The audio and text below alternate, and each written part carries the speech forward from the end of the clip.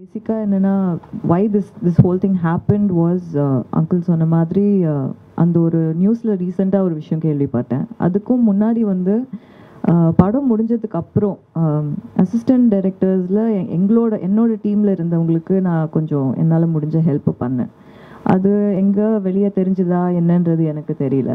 But டைரெக்டாக calls வர ஆரம்பிச்சது from assistant director families saying that இந்த மாதிரி ஃபண்ட் எங்களுக்கு படிக்க வைக்க முடியல, எங்களுக்கு வந்து வேலை இல்லாமல் இருக்காங்க, ஏதாவது ஹெல்ப் பண்ண முடியுமா, இல்லை டிஃப்ரெண்ட் ரீசன்ஸ். இந்த மாதிரி எது கரெக்டாக இருக்குது, எது தப்பாக இருக்குது, எது வந்து கரெக்டாக போய் சேரும் அப்படின்றது வந்து எனக்கு தெரியல. பட் கால்ஸ் நிறைய வர ஆரம்பிச்சது, இந்த மாதிரி ஹெல்ப் வேணும் அப்படின்னு. ஸோ ஐ தாட் இந்த மாதிரி ஒரு யூனியன் இருக்குது, இதுக்குன்னு வேலை செய்கிறவங்க இவ்வளோ பேர் இருக்கீங்க, இங்கே வந்து டைம் ஸ்பெண்ட் பண்ணி இதுக்குன்னே you pudding effort.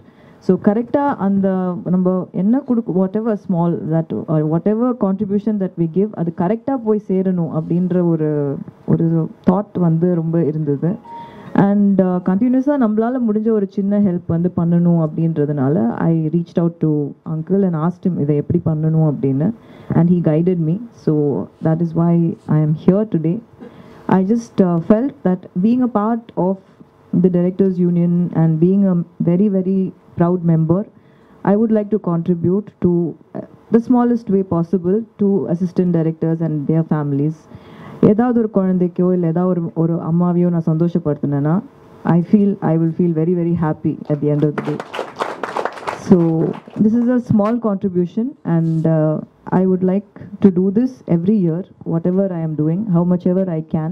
By God's grace, நான் பண்ணுற சொந்த காசில் பண்ணணும்னு நினைக்கிறேன்.